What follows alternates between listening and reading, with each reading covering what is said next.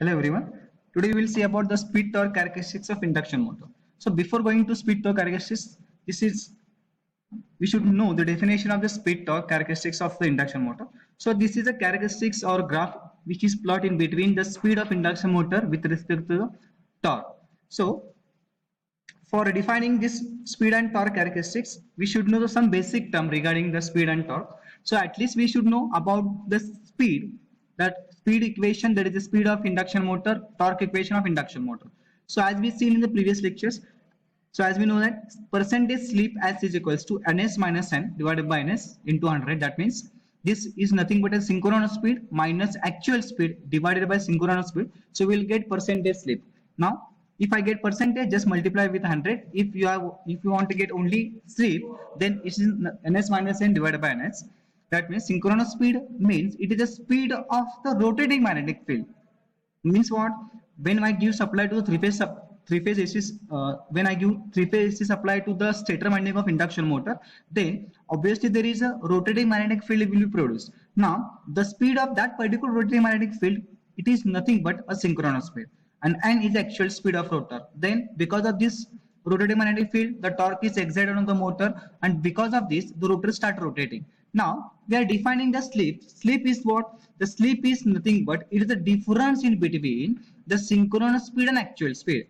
Slip is nothing but it is defined as it is a difference in between synchronous speed and actual speed. Synchronous speed, suppose I have ns, then what total the difference we called as it's a slip. If I multiply with the 100, I got a percentage slip. Now for example, suppose we are taking, suppose I have synchronous speed of 1500 rpm, that means 1500 rpm, minus suppose I have actual speed of 1490, that means I have synchronous speed of 1500 rpm and my actual speed of rotor, or a simple called actual speed of motor, is 1490. That means this difference are in a 10 only. 1500 minus 1490, that is a 1490, that is we get 10 divided by ns 1500. So I will get near about 0 point something, 0.001. It's a percentage slip. Okay, so this percentage slip it will be useful for the drawing the characteristics of speed torque of induction motors. So again we will already seen about this torque characteristic, that is a torque equation of the induction motor. So as we getting this torque is from running condition. So as we know that T, that is the torque, is proportional to S phi E2 R2 divided by R2 square plus bracket S into X2 bracket square, that is equals to K, that is this K is nothing but a proportionality constant, K phi S E2 R2 divided by R2 square plus S into X2 bracket square. So I suppose I assume that all these terms constant, that means phi constant, E2 constant. If I consider E2 is rotor EMF is constant, again phi flux is constant. Suppose I assume that flux is constant, rotor induced EMF is constant, then I will get this equation T proportional to this slip as it is slip S into R2. That means these two terms phi and E2 I am kept constant. So S into R2 divided by R2 square plus in bracket S into X2 bracket square. That means suppose I kept S phi and E2 as a constant, then I will get this equation T proportional to S into R2 divided by R2 square plus S X2 bracket square. This slip S they are considering because they are drawing the characteristics under running condition. That means when the motor is a running condition, we are drawing the characteristics of the induction motors. So again, this is as shown the one graph regarding the speed torque characteristic of induction motors. So as we seen in the graph, so this is there are the graph, it is a graph in which is plot in between the speed. I kept it is on actually. So here I am showing the one simple graph of regarding the speed and torque of induction motor for a typical values. So I said earlier, it is a graph which is drawn in between speed and torque of induction motor. So I draw this one, this y-axis I call the torque equation, torque, the values of torque I put here. Now the speed I get here, that is a speed. Now it starts from 0, 20, 40, 60. It is in percentage. The speed is in percentage of ns, that is synchronous speed.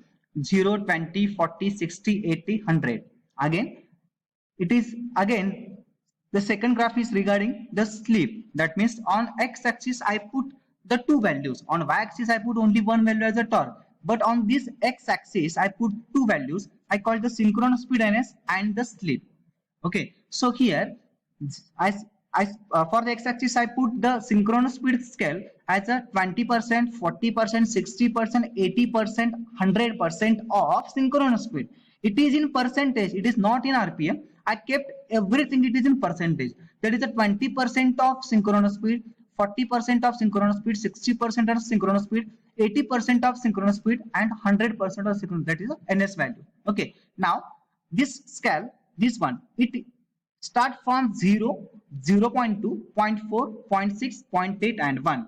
This is always, we know that the slip is varies from 0 to 1. So when the synchronous speed, as we know that slip, what is a slip? So as we studied, slip means it's a ns minus n divided by ns. So if I kept it if as at the starting point, now just assume that now if my actual speed, if my actual speed is equals to ns value, that means this scale start from 0 to ns. Here is ns and here slip is 1 0. Okay, when my actual speed is 0, then my slip is 1. How we are getting? Now here just put values. If my actual speed is 0, if I put my actual speed is 0, then I will get slip of value of slip is 1. That is means ns minus 0 divided by ns. That means ns get cancelled. I get only 1. That is answer is 1.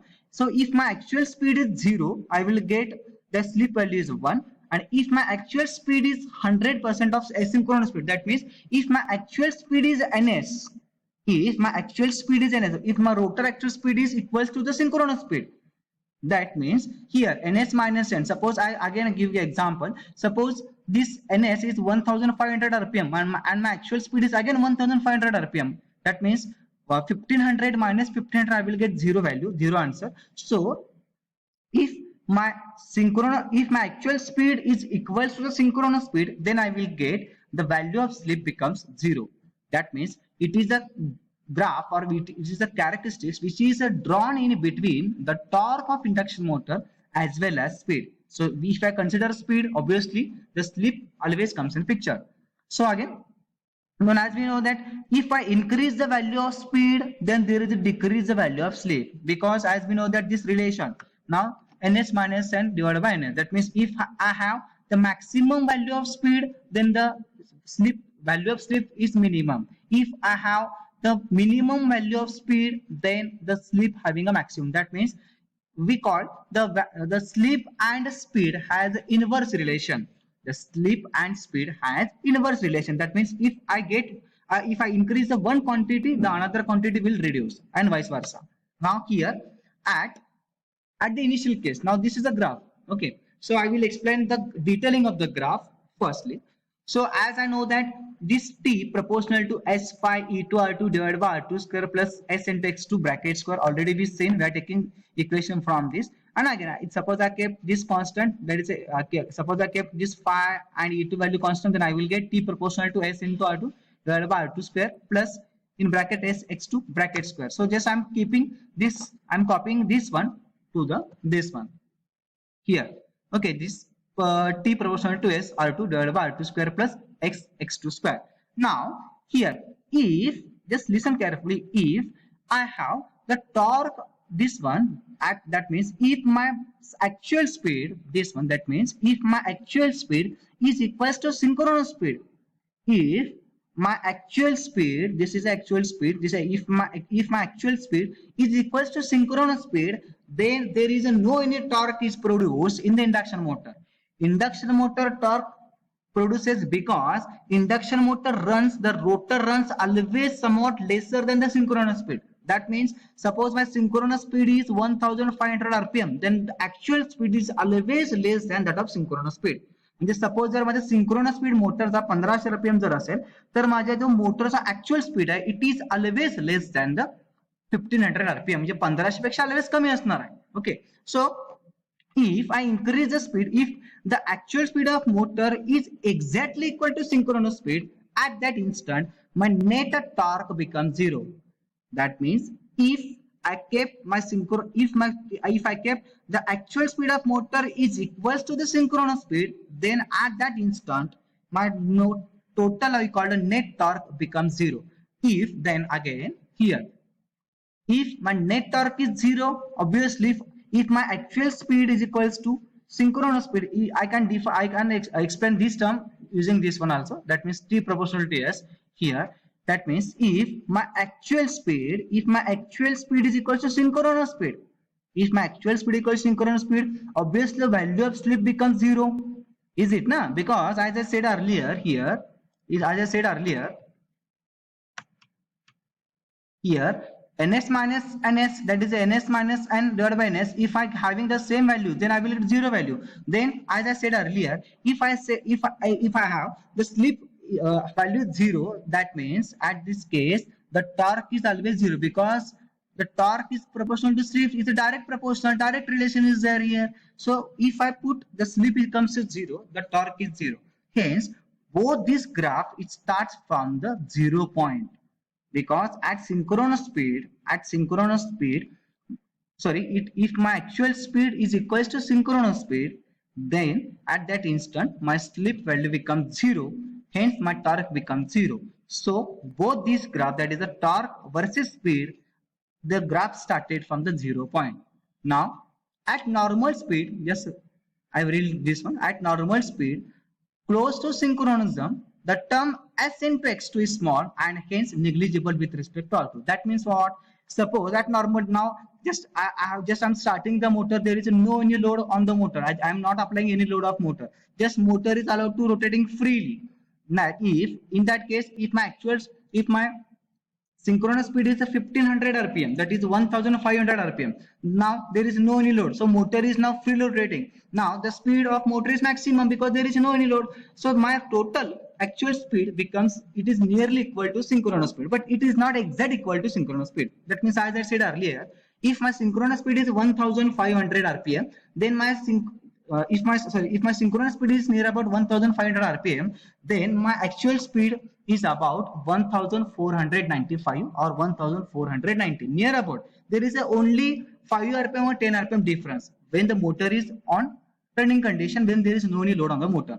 In that case, as we know that if the both values are nearly equal, then the value of slip becomes zero, but we are having the somewhat similar values, so the slip is too much smaller. Okay, so if actual speed is near to the synchronous speed, the value of slip becomes too much smaller. Hence the multiplication of these two, that is s into x2, here s into x2 becomes again smaller, because smaller values into some multiplication, again we are getting a small values. So we are neglecting this term s into x2, because here value of slip becomes as a too much less, because if I consider that during normal condition, when there is no any load on the motor, then motor is now freely rotating. At that case, the actual speed of motor is nearly equal to the synchronous speed. Nearly equal, that means it's not exact equal, but nearly it reaches to the synchronous speed. In that case, the value of slip becomes too much less, and if I take the product multiplication, the product of s into x2, it becomes very smaller. Hence for that case, we are neglecting the product multiplication factor s into x2. Okay, so my relation becomes, now for I am taking this relation, T proportional to S into R2 divided by R2 square plus S into X2 bracket square. That means if I neglecting the S into X2 term, then I will get T proportional to S, this one S. So R2 divided by R2 square, just I'm skipping one. It's just square root R2 square, and here R2, just skipping 2 and this R2. So I will get T proportional to slip divided by R2. Now if I kept this R2 if I consider this R2 is constant, then I get the relation T proportional to S. That means when my motor is having a freely rotating, when my motor is in running condition, when there is no any load on the motor, in that case my actual speed is nearly equal to synchronous speed. At that instant, my value of slip becomes too much smaller, and that's why I skip the term, that is a product of S into X2, and hence I get the relation T proportional to S divided by R2. So as per this, I will get the T proportional to S, that is the torque is proportional to slip. Hence for up to this region, as shown in the by dotted lines, for this region T proportional to S, now up to this region, now this is a linear equation, hence my curve becomes straight line. This I shown by this now cursor. Now for this instant, now up to this, my curve becomes as a straight line, because as I get t proportional to s, if I assume that R2, that is a rotor resistance, is constant, so in that case I will get this one as a constant value. Okay, now that means up to 0. Now initially the graph is started from the 0 value because both values are 0. So if I increase now from up to this region, now up to this region there is I assume that there is any no load or less load, hence I will get this relation t proportional to s. So for this instant I will get a straight line here. Okay, so due to straight line, now I will get here straight line due to these relations. Now again this region, now again when the slip is increases, now it reaches to the maximum. Sorry, when the torque is increases at a linear relation we will get, now this will increase and finally it will reach to maximum values. This is maximum torque. Again it going to reduces. How this going to reduces we will see later. Okay, this is range of the maximum torque, and this particular portion I called a stable region, and up to this point to this point, end point, now this is called as the unstable region. This point to this point, this line, this point, this to this point we call unstable region, while the dotted portion having a stable region. So we will see later. So again I will get again this equation. This now we will reach up to here. This I will get the value of torque is a maximum. This torque is increasing from 0 value. It having a straight line. Again it reach to the maximum torque. It will reach to its maximum torque value. Now, if once the torque becomes a maximum value, then we have seen here there is a reduction in the torque. Why? We will see here. Now as said earlier, I get the equation T proportional to S into R2 divided by R2 square plus S into X2 bracket square. Now here I will get maximum torque. Now as the slip further increases, that is the motor speed falls with further increase in the motor load, then R2 becomes negligible as compared to X2. That means what? Now I assume that there is no any load, or simply called there is a very few load, or there is a less load we have applied on the induction motor. But as I increase the load on the motor, if I increase, initially I start the motor with the free, there is no any load. Now I'm increasing the load on the motor. If then at that instant, if I increase the load on motor, obviously there is a decrease of speed. As we know that if I increase the load on motor, then there is a decrease of speed of motor. Then if my speed of motor becomes decreasing, obviously due to decrease in speed, now the slip value becomes increases. That means as we shown in this figure, if I have this slip and speed as inverse relation, म्हणजे एक वाढला तर दूसरा कमी होता है. Okay, now as we know that if I increase the load on the motor, obviously my speed of motor becomes reducing, that means decreasing. And once my speed of motor becomes decreasing, at that instant or during this stage, my value of slip becomes increasing. Okay, because both having slip and speed having the inverse relations. Now here, due to increasing load on the motor, my speed is decreasing, and if my speed is decreasing, obviously slip value is increasing. Now here, now as I said earlier, as the slip further increases, that is a motor speed falls. If I increase the load, motor speed will reduce, and this will increase the slip. That is, it will reduce the speed and it will increase the slip. And hence then R2 becomes negligible as compared to S into X2. Previously, due to smaller slip, we have neglected the S into X2. But if I increase the load, obviously speed will decrease, and again due to this, my slip value is going to increases. So I am not allowing to skip the value of slip here. So I will reduce this equation T proportional to S.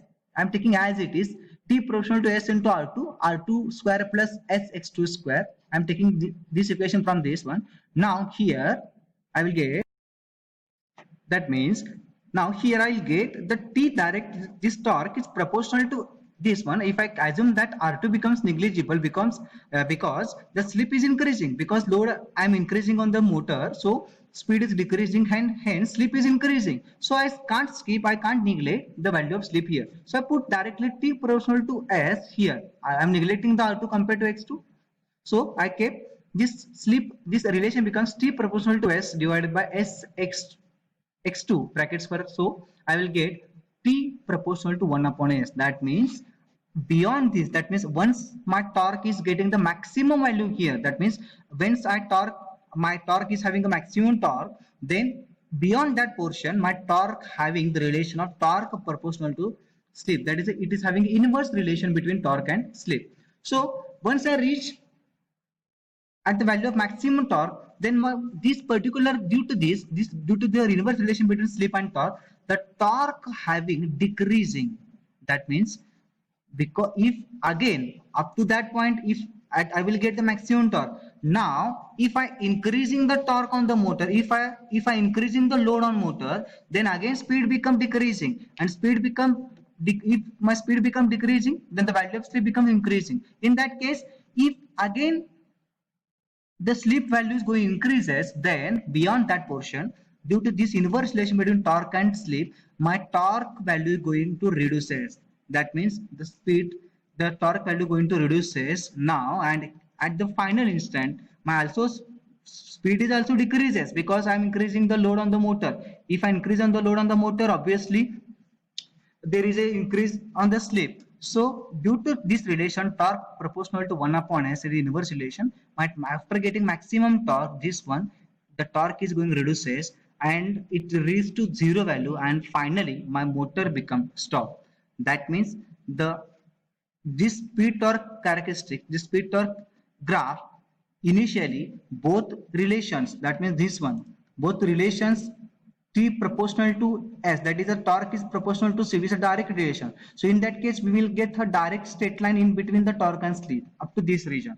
Now once increase, now here I will get here straight line between torque and slip. Now once the torque is reached to the maximum value, that is why I called this is the range of maximum torque. If once the torque is reached to maximum value, then it going to reduces because of this relation, because after that instant, once I get the value of maximum value of torque at a maximum, then beyond that value I will get this relation, that is a T proportional to 1 upon S. That is, I will get here the inverse relation between slip and torque, and hence further increase in the slip, it will reduce the torque, and hence finally the motor becomes as a standstill condition, or motor is at rest condition. Okay, now this is a nothing but a speed torque characteristics of induction motor. Now if I increase the values of R, 4R, 6R, that means if I increase the values of rotor resistances, I know that I kept R2 as a rotor resistance, but if I increasing this particular rotor resistance, then I will get different values for maximum torque. Yes, I have shown by using this figure. So for this, suppose the simply rotor resistance R value, R ohm values, then I will get the maximum torque for this instant. For 0.2 slip, I will get a maximum torque. If I increase the rotor resistance of 4R, okay, suppose I have R value, I will get up to the 0.2 slip, this maximum torque. If I have the 4R values of rotor resistance, then I will get this one, that means a different value of torque for the different slip. So near about 0.3 slip is there, 0.3 slip, I will get the maximum torque. If I increase the rotor resistance, I kept it is a 6R, then again the values of maximum torque respective to the slip will changes, and accordingly if I increasing the rotor resistance, the values of maximum torque will be different. So by using this graph, we can see that now this particular region up to this, now once your maximum torque region, this up to this becomes as a stable condition, while once your torque is getting maximum value, beyond that region it is nothing but an unstable region, because in that case the motor torque becomes reduces and finally motor becomes stops, or finally becomes rest conditions. So that particular region we call as unstable region, while this region up to getting the maximum torque, this region we call as a stable region, and while this is nothing but an unstable region. So this is the explanation of speed torque characteristics. In the exam, they may ask to draw the speed torque characteristic, as well as you should write some explanation for the same. So here just remember only these equations, accordingly that you will get this graph. Okay, thank you.